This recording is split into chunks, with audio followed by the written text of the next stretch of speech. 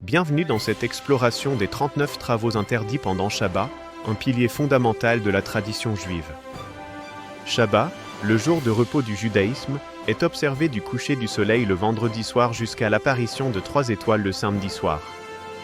Il commémore le jour de repos de Dieu après la création du monde en 6 jours, tel que décrit dans le livre de la Genèse.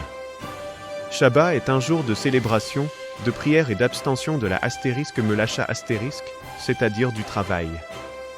Les 39 *melacho* sont des catégories d'activités interdites par la loi biblique pendant Shabbat, dérivées des travaux effectués pour la construction du Mishkan, le tabernacle. Ces activités sont également interdites lors des fêtes juives mentionnées dans la Torah, avec quelques exceptions pour la préparation de nourriture. La première catégorie est l'ordre du pain, commençant par le labourage, qui consiste à préparer le sol pour la plantation. Vient ensuite la plantation, l'acte de semer des graines ou de planter des végétaux. La moisson est la récolte des cultures, une étape cruciale dans la production alimentaire. Le rassemblement implique la collecte des cultures après la moisson.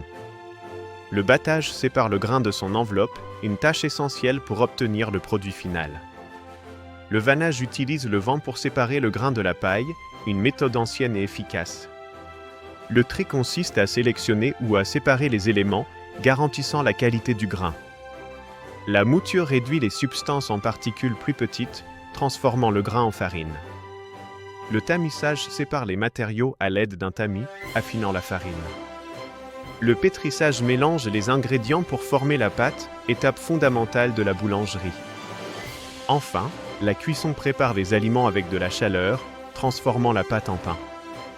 Passons à l'ordre des vêtements, commençant par la tonte, la coupe de la laine ou des poils d'un animal. Le nettoyage ou le lavage, également appelé dégraissage, est l'étape suivante pour préparer la laine. Le cardage ou le peignage prépare les fibres pour le filage, les alignant pour faciliter le processus. La teinture colore les matériaux, ajoutant de la vie et de la beauté aux fibres. Le filage tord les fibres pour en faire du fil, la base de tout tissu. L'ourdissage consiste à disposer les fils sur un métier à tisser, préparant la structure du tissu. La création de 2 boucles ou l'enfilage d'hélices prépare le métier à tisser pour le tissage proprement dit. Le tissage entrelace les fils pour créer du tissu, donnant naissance à des étoffes. La séparation de 2 fils est une action spécifique liée à la manipulation du tissu. Le nouage consiste à attacher avec un nœud, une compétence utile dans de nombreux contextes. Le dénouement est l'action de défaire un nœud, l'inverse du nouage.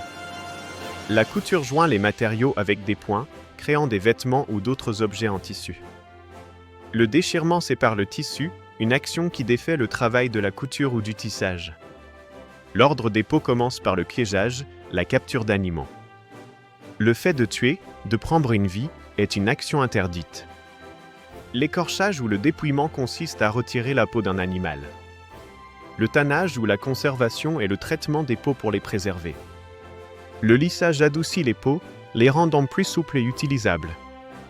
Le marquage consiste à faire des marques sur les peaux, souvent pour la découpe. La coupe mesurée est la découpe à une taille spécifique, essentielle pour la fabrication d'objets. L'ordre de la construction inclut l'écriture, la formation de lettres ou de symboles. L'effacement est l'action de supprimer l'écriture, annulant le travail précédent. La construction est l'acte de bâtir ou d'assembler, créant des structures. La démolition est l'action de démolir une structure, l'inverse de la construction. L'achèvement final ou le perfectionnement consiste à compléter un objet, lui donnant sa forme définitive. L'allumage d'un feu est l'ignition, la création d'une flamme. L'extinction d'un feu est l'action de l'éteindre, mettant fin à la flamme. Le transport d'un domaine à un autre est le transfert d'objets entre différentes zones. L'observance du Shabbat implique de s'abstenir de ces 39 catégories d'activités, bien que le niveau d'observance varie. Certains évitent toute forme de travail, tandis que d'autres adoptent une approche plus souple, toujours dans le respect de la tradition. Il est également coutumier de porter des vêtements spéciaux, d'assister au service de la synagogue et de passer du temps en famille et entre amis. La halakha, la loi juive, fournit le cadre pour l'observance du Shabbat et la compréhension des 39 *melacho*. Elle guide les pratiques religieuses et les croyances, offrant des conseils pour la vie quotidienne. Le Shabbat se termine par la cérémonie de la Havdalah, marquant la séparation entre le temps sacré du Shabbat et le reste de la semaine. La Havdalah implique des bénédictions récitées sur le vin, les épices parfumées et une bougie, un moment de transition significatif.